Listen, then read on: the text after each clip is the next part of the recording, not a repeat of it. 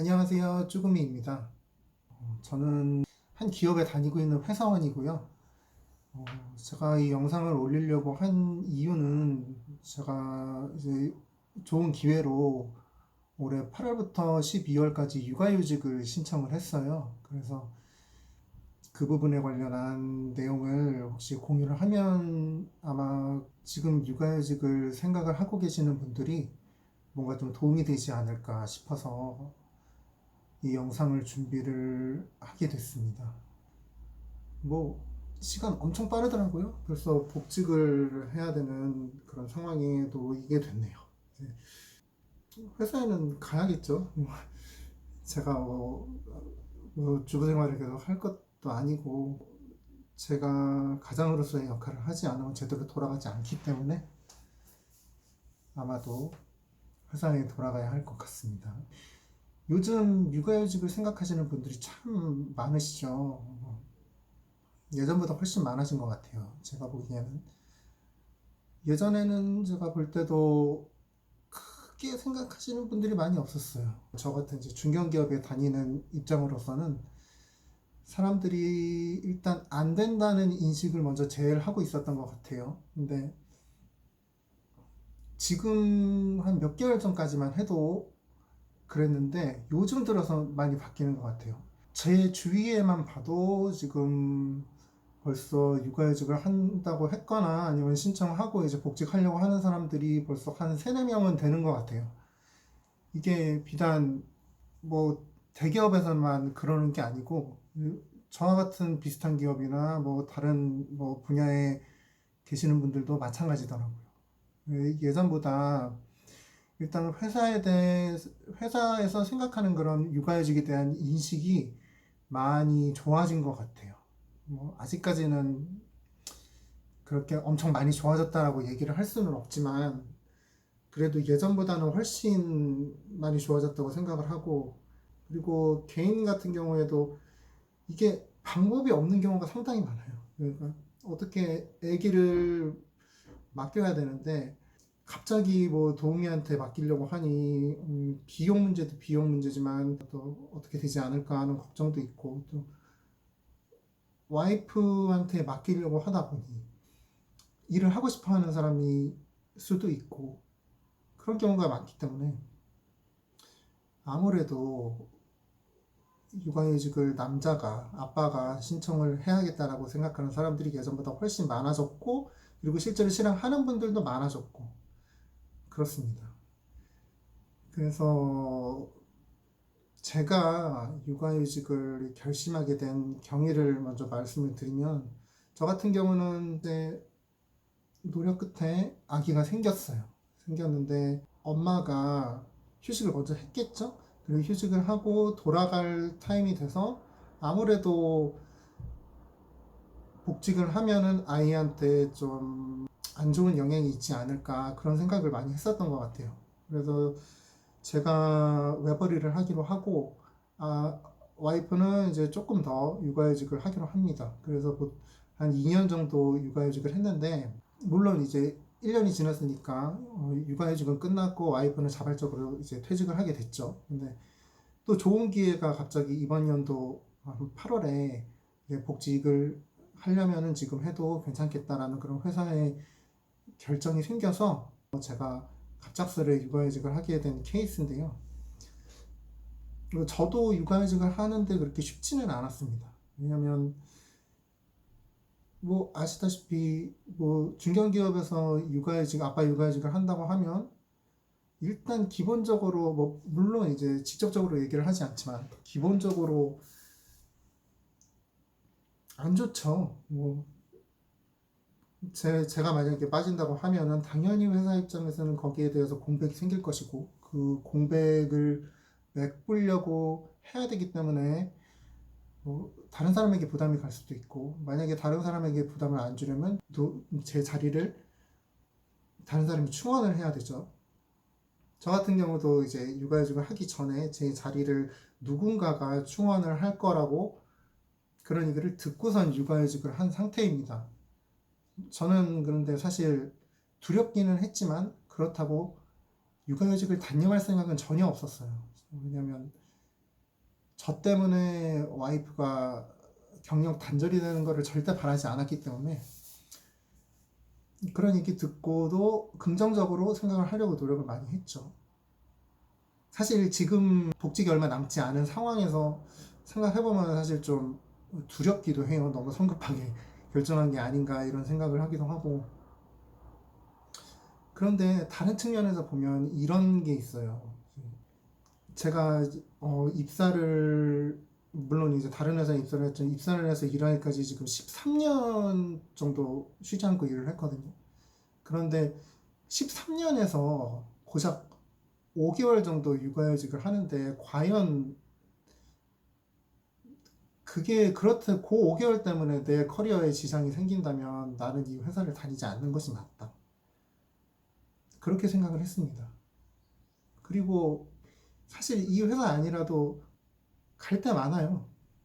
물론 뭐 네임밸류나 좋은 회사, 연봉 많이 받는 회사 이런 회사를 원하기 때문에 이제 두려워지는 거고 새로운 것에 대한 두려움이 생기는 거고 하지만 실제로 해보면 뭐 그다지 어려운 거는 별로 없더라고요. 그래서 그런 생각들을 하면서 이제 저를 다독이고 있죠.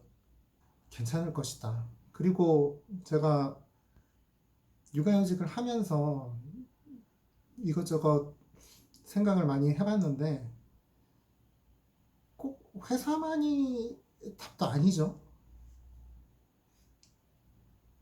회사에서 이제 14년 동안 일을 했으면 어느 정도 회사에 대한 어떤 장단점은 파악을 하고 있을 거고 그렇게 하다 보니까 이제 제가 마흔이 넘었거든요. 근데 작년에 마흔이었는데 이제 마흔이 딱 되다 보니까 뭔가 답답함이 느껴지는 거예요. 예전에는 그냥 상사가 시키는 대로 뭐 무슨 부당한 일이 있어도 부당하거나 내가 생각하는 것과 다른 그런 일이 있어도 그냥 묵묵히 하는 게 그냥 제 어떻게 보면은 장점이라고 할 수 있고 그리고 그렇게 했는데 그게 그 지시나 어떤 상황이 저와 맞지 않는다고 할지라도 그냥 했습니다. 하다 보면 내 커리어도 오르고 언젠가는 좋은 날이 있겠지. 그냥 했는데요. 하다가 40이 되다 보니까 이제는 그렇게 하기가 힘들더라고요. 정말 부당한 지시를 받으면 여기에서 뭔가 이렇게 그 답답하고 이렇게 뭔가 막 그런 끌어오르는 그런 게 막 느껴지고 그렇게 하기 싫고 그렇더라고요. 이제 그러다 보니까 뭔가 아, 육아휴직을 통해서 내가 다시 한번 내 인생에 대해서 생각을 해봐야겠다. 이런 측면도 있었어요. 이런 측면이 어떻게 보면 반까지는 아니라도 한 3, 40%는 좀 있었다고 얘기를 할 수밖에 없을 것 같거든요. 그런데 뭐 결과적으로 제가 뭔가를 크게 준비한 건 없어요. 육아휴직을 하면서. 하지만 그 한 가지는 알게 된 것 같아요. 너무 두렵지는 않은 것 같습니다. 여기에서 내 직장이 없어지고, 만약에 내일 제가 복직을 했는데, 회사에서 저를 나가라고 한다거나, 육아휴직 그러면 안 되지만, 그렇다고 할지라도, 뭐 엄청 뭐 하늘이 무너지는 것 같이 그렇게, 제가 겁이 많은 편이거든요. 근데 그렇지는 않아요. 어디 가서 또 하면 되지. 뭐 지금 와서 뭐 내가 네임밸류 있는 직장이 뭐가 중요해. 혹은 내가 조금만 시간을 둬서 조금 뭐 다른 쪽으로 공부를 하던가 아니면 다른 쪽으로 뭔가를 해봐서 잘 되면 좋은 거잖아요. 정년이 뭐 지금 현재 일반 기업 뭐 55세인데 55세면은 뭐 한 15년 정도밖에 안 남았잖아요. 그게 육아휴직이 저에게 준 어떻게 보면 용기입니다. 여러분도 이런 것을 느끼셨으면 좋겠고요. 뭐 말이 많이 빠졌는데, 그러니까 결국 육아휴직은 결론부터 말씀드리면 제가 추천을 해드리고 싶어요. 뭐 다른 영상에서도 이제 찾아보면은 다 육아휴직을 추천하시는 분들이 많은데, 뭐 추천하는 이유가 여러 가지 있겠지만 아까 말씀드린 그런 것도 있고, 그런 것을 정리해서 이제 몇 가지를 말씀드리면, 일단은 여러분에게 필요한 게 뭔지를 한번 생각을 해보셔야 됩니다. 여러분들에게 필요한 게 과연 끊기지 않는 수입이냐, 수입만 있으면 가족이 다소 행복하지 않아도 되는 것이냐, 그 문제를 생각을 해보셔야 돼요. 사실 고정 수입이 많이 줄어들어도 한 1년 뭐 사는데 문제가 없습니다. 뭐큰 빚이 있지 않은 다음에야 살아가는데 크게 문제가 없거든요. 중요한 건 지금 육아로 힘들어하는데 아내와, 그리고 케어를 온전히 받지 못함으로 인해서 어떻게 될지 모르는 제 자식이 문제죠. 아들, 딸이 문제인데, 그 가족이 행복할 수 있다면 그 정도의 돈은 포기하세요. 저는 포기를 해도 된다고 생각을 합니다. 여러분도 그러셨으면 좋겠고요.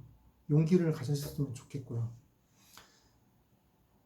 저 같은 경우는 이제 육아휴직을 하면서 뭐 수입도 줄어들고 했지만, 육아휴직 급여가 처음 3개월은 112만 5천 원이 들어오거든요. 근데 5개월 동안 하면서 수입이 줄어들었는데 엄청나게 그렇게 삶의 질에 변화가 있었다고 그렇게 느끼지는 않아요. 물론 이제 해외여행은 못 갔습니다. 좀 걱정이 많이 돼서 해외여행은 가지 못했는데, 국내 여행은 충분히 많이 갔어요. 뭐 여름에 뭐 속초도 갔다 오고,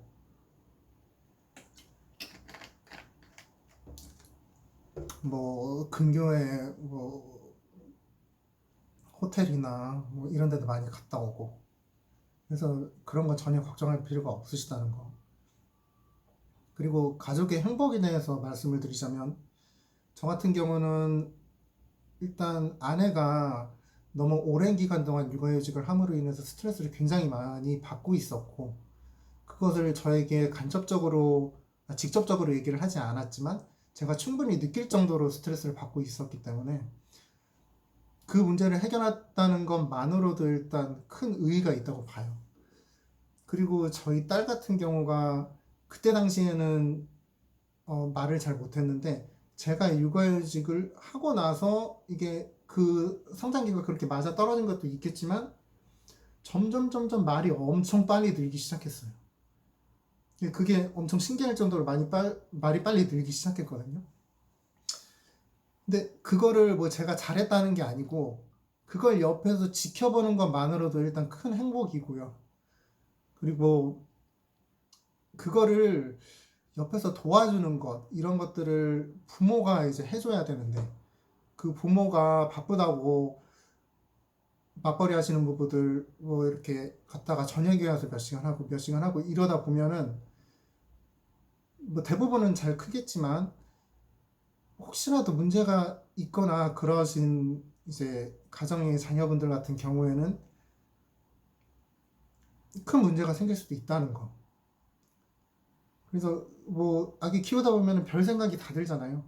근데 그런 부분을 내가 육아휴직을 함으로써 아이한테 도움이 될 수 있다는 거, 그 부분이 저에게는 정말 보람으로 그렇게 느껴졌었거든요. 그래서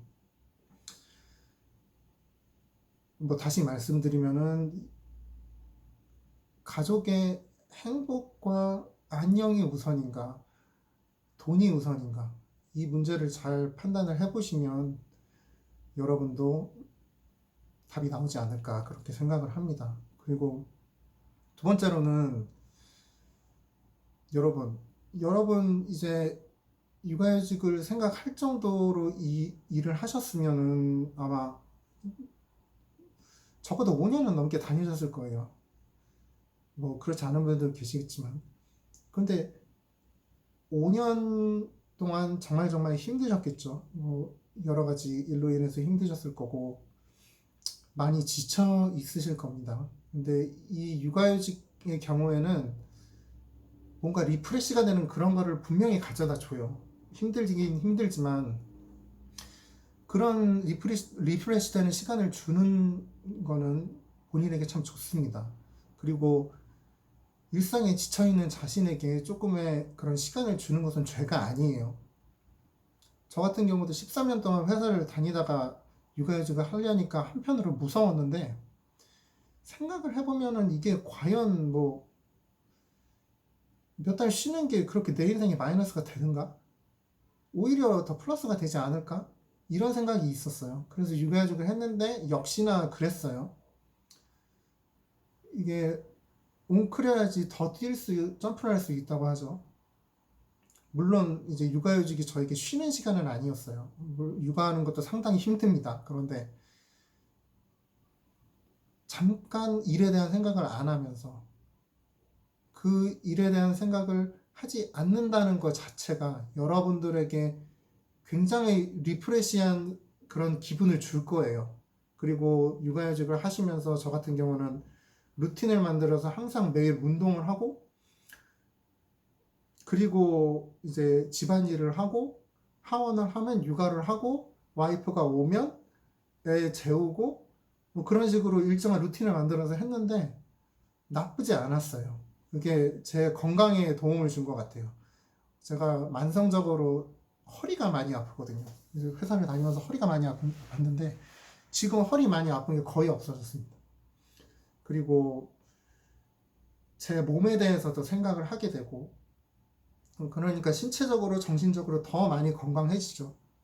그러다 보니까 와이프하고 다툴 일도 많이 없어지고 뭐 그런 좋은 측면이 있습니다. 여러분들도 그런 걸 꼭 경험해 보셨으면 좋겠네요. 그리고 세 번째로는 회사를 다닐 때와는 또 다른 그런 세상을 볼 수 있게 돼요. 육아휴직을 딱 하고 나서 제가 느낀 거는 와, 옆집에 사시는 뭐 이웃집에 사시는 어르신분들이나 뭐 이런 분들과 대화도 할 수 있게 되고 그리고 제가 아까 말씀드렸다시피 제가 루틴을 운동을 했다고 했잖아요. 아침에 수영을 11시 수영을 했는데 그 수영을 처음에 등록을 해서 가보니까 다 60대에서 80대 할머니들밖에 안 계시는 거예요. 처음에는 좀 부담이 됐죠. 내가 수영을 좋아하는데 뭐 이분들이랑 친하게 지내야지 되지 않을까 하고 이제 나 그래 친해지기로 하자 하고 이제 계속 친해졌는데 지금은 굉장히 많이 친해졌어요. 뭐 저희 어머니 뻘이라서 뭐 얘기하기도 참 좋았고 그리고 저번 주에 이제 식사를 한번 같이 하고 연말 회식 한번 하고 그리고 이번 주에 또 커피 한 잔 마시러 가는데 그 지금 이제 어머니와 떨어져 사니까 어머니하고 뭐 2주에 한 번씩 정도 만나는데 그러다 보니까 좀 외롭죠. 그 외롭다 보니까 그 어머니들께서 주시는 그런 말씀들이 상당히 저에게 많은 위안이 되고 큰 도움이 됐어요. 이런 회사에 다닐 때와는 전혀 다른 세상을 보게 되고 그런 세상에 대한 일들을 체험을 하게 되면서 뭔가 다른 마음가짐을 가질 수 있게 되고 뭔가 반성을 할 수 있게 되고 이렇게 됩니다. 그리고 또 한 가지 또 플러스 될 수 있는 부분은 이런 환경 속에서 또 여러분이 보지 못하는 다른 기회가 생길 수도 있어요.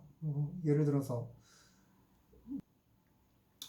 뭐 이런 분들 어르신분들하고 이렇게 얘기를 해보면서 저분들은 참 대단하신 인생을 사셨구나 뭐 이렇게 생각이 되면은 그 인생을 모티브 삼아서 제가 뭔가 다른 일을 하거나 더 인생에 있어서 뭔가 획기적인 변화를 꾀할 수도 있는 거고 이런 육아휴직을 하면서 전혀 다른 세상을 바라보는 그런 어떤 행위 자체가 여러분들에게 당장은 뭐 수익을 가져다 주지 않는다고 할지라도 장기적으로 봤을 때 그때 그랬었지. 그때 내가 이런 생각을 가지고 있었지. 라는 생각을 해보면 아마 도움이 될 때도 많을 거라고 생각을 합니다. 그래서 참 좋은 점이 많아요. 육아휴직을 하면은. 그래서 여러분들도 육아휴직을 한번 해봤으면 좋겠어요. 해봤으면 좋겠고, 제가 마지막으로 말씀드리려고 하는 게 뭐냐면, 육아휴직을 하는 게 어려운 게 아닙니다. 뭐 나중에 제가 정리를 한번 해드릴 수도 있겠지만, 딱 두 개만 있으면 돼요. 육아휴직을 하려면. 회사의 결정, 그러니까 회사에서 허락을 받아야 되는 거, 그거 한 달 전에 육아휴직 하기 최소 한 달 전에 허락을 받아야 되는 거 하고, 그 다음에 육아휴직을 한 다음에 그 다음 달부터 고용노동부에 육아휴직 급여만 신청을 하면 돼요. 그 이외에는 할 게 따로 없거든요. 그리고 그 육아휴직 급여 신청하는 것도 어려울 것 같죠? 하나도 어렵지 않습니다. 요즘 정말 편해졌기 때문에 그 회사에서 육아휴직을 허락했다는 그런 증빙서류 하나하고 뭐 급여 내역 뭐 이런 것만 있으면 매달 육아휴직 급여가 나와요. 그러니까 너무 어렵게 생각하지 마시고 뭐 너무 걱정하지 말라는 말씀을 드리고 싶습니다. 얼마간의 휴식은 충분히 해볼 만한 가치가 있어요. 가치가 있고 그리고 여러분들의 이러한 선택들이 조금씩 모이면 회사의 분위기도 바뀔 거고 우리 사회 전체를 위해서도 여러분이 해볼 만한 가치가 있지 않을까 그런 생각을 해봅니다. 그리고 마지막으로 제가 오늘이 첫 영상을 찍었는데 이 영상을 바탕으로 해서 여러분들에게 도움이 될 만한 다른 영상들도 한번 찍어볼까 생각을 해요. 뭐 여러분들에게 도움이 되면 저도 좋은 거고 그리고 도움이 되지 않더라도 제 자신의 어떤 자기 개발을 위한 수단으로 써도 좋은 거고 그래서 한번 부족하더라도 한번 올려보도록 하겠습니다. 많이 기대를 해주시고요.